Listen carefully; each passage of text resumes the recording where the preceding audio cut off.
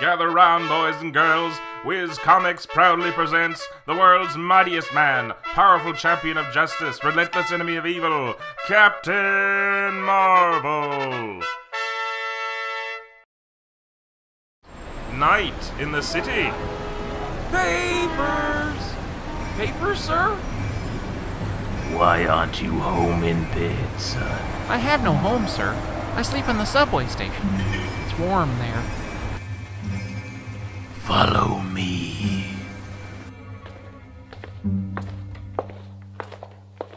Where are we going? Wait and see. Suddenly, a strange subway car with headlights gleaming like a dragon's eyes roars into the station and stops. No one is driving it. Have no fear. Everything has been arranged. The moment its passengers are seated, the car hurtles through the pitch-black tunnel at tremendous speed. The car has stopped at the end of the line. The boy and his phantom companion step out onto a platform resembling the mouth of a weird subterranean cavern. Mustering his courage, the boy enters an ancient underground hall carved out of solid rock, grotesquely lighted by flaring torches. An old man, sitting on a marble throne at the far end of the cavern, speaks as they approach. Welcome, Billy Batson. How did you know my name? I know everything. I am Shazam. A huge black cloud, a blinding lightning flash, a deafening peal of thunder form out of nowhere as the old man speaks his name. Simultaneously, a curious inscription explaining Shazam's name appears magically on the wall. Once again, Shazam speaks. For 3,000 years I have used the wisdom, strength, stamina, power, courage, and speed the gods have given me to battle the forces of evil which every day threaten to extinguish man from the face of the earth. 3,000 years? Yes, son, and during that time I have seen everything, known everything that happened throughout the world from the highest to the lowest. The Historama. Miraculously, the Historama, a super television screen capable of depicting past, present, and future events, flashes scenes from Billy's life. Through this Historama I have watched you from the moment you were born, Billy.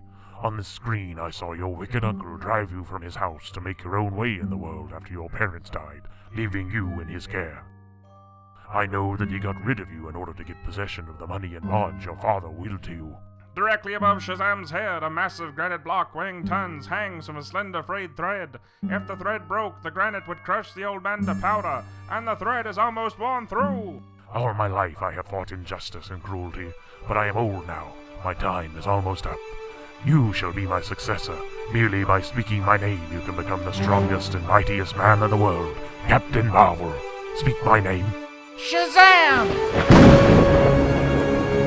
As Billy speaks the magic word, he becomes Captain Marvel! Captain Marvel, I salute you. Henceforth it shall be your sacred duty to defend the poor and helpless, right wrongs and crush evil everywhere. Yes, sire. To become Billy Batson again, also speak my name. And now I must go, Captain Marvel. Speak my name. Shazam! Through the blinding flash of the lightning bolt, Captain Marvel sees the granite block falling on Shazam! A moment later, Billy finds himself standing at his old post. Shazam, Captain Marvel, and the weird underground cavern have vanished. Gee, it all seems like a dream. Next morning, sensational news almost makes Billy forget his night's adventure. Extra, extra, read all about it.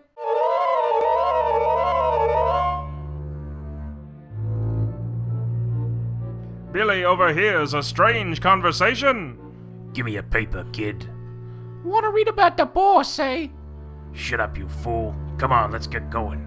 I wonder what they meant. Gee, maybe the boss is the phantom scientist. I better follow them. Trailing the two men, Billy watches them enter the swanky Sky Tower apartments. Billy tries to follow them, but the doorman stops him. God, kid, beat it. You can't sell newspapers in here. But Unable to trail the strange man to their apartment, Billy calls on Sterling Morris, radio head, to tell him what he has discovered. I've got to see Mr. Morris. It's important. You can't see him. Get out or I'll throw you out. Hey, you, stop! Before the receptionist can stop him, Billy runs into President Morris's office. I've got something to tell you about the phantom scientist, Mr. Morris. It's all right, Hammond. Let the boy stay. Well, son, what is it? Excitedly, Billy tells Mr. Morris how he trailed the suspicious-looking strangers. And I followed them to the Sky Tower apartments. I'll bet they were going to see the Phantom. The Sky Tower apartments? Nonsense, boy. Why don't you tell me he lives at City Hall or in the capital at Washington? But the radio official ridicules his suspicions. This is a serious matter, boy. I'm in no mood for joking about it. You better go before I lose my temper. All right, I'll go. But if I find the Phantom's laboratory, will you give me a job as a radio announcer? A job? I'll give you anything you want if you find this madman. Now get out. I can't waste any more time listening to nonsense. That night, How am I going to get into that apartment house without being seen? Maybe I could go up in the tower of that office building over there. the office building elevator quickly takes Billy to the top of the observation tower. This is a job for Captain Marvel! He speaks the magic word. Shazam! Miraculously, Billy has become Captain Marvel! With a mighty leap, Captain Marvel easily spans the yawning chasm between the buildings. Landing on the Sky Tower apartment roof, he peers through a penthouse window. What luck. This must be the Phantom's laboratory. As Captain Marvel watches, one of the men pulls a drawer curtain, revealing a television screen. Mr. Savannah, are you there? Suddenly, on the television screen appears the face of Savannah, mad scientist who's threatened to destroy radio unless he's paid $50 million. The fools! They wouldn't pay what I demanded. At midnight we will drive every radio station from the air forever! In a few seconds, Savannah's fiendish radio silencer will drive every broadcasting station from the air lanes, unless Captain Marvel can stop him. Crashing through the window, Marvel races towards the diabolical machine.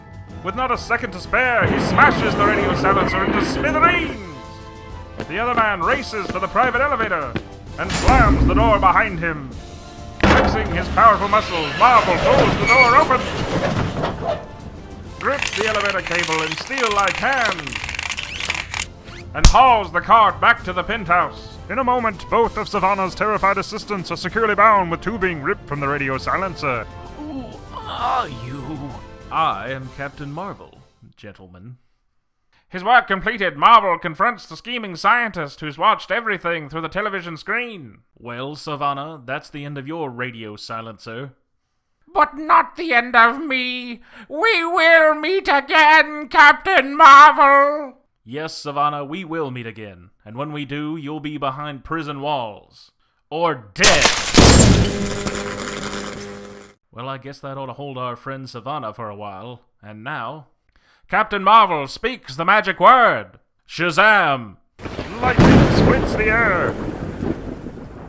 Resuming his normal shape, Billy telephones the radio company president.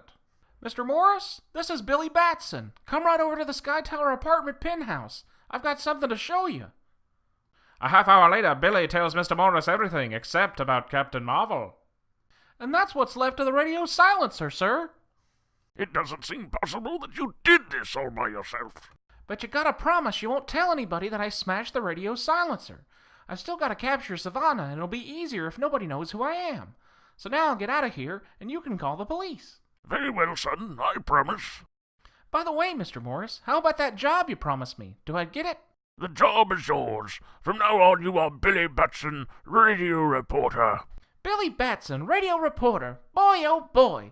Here's where we go to town. Me and... You and who else, son? Nobody, sir. Just me and the microphone. That's all, sir. Just me and Mike. Billy almost let the cat out of the bag that time. Don't fail to be on hand next month when he and Captain Marvel go to town.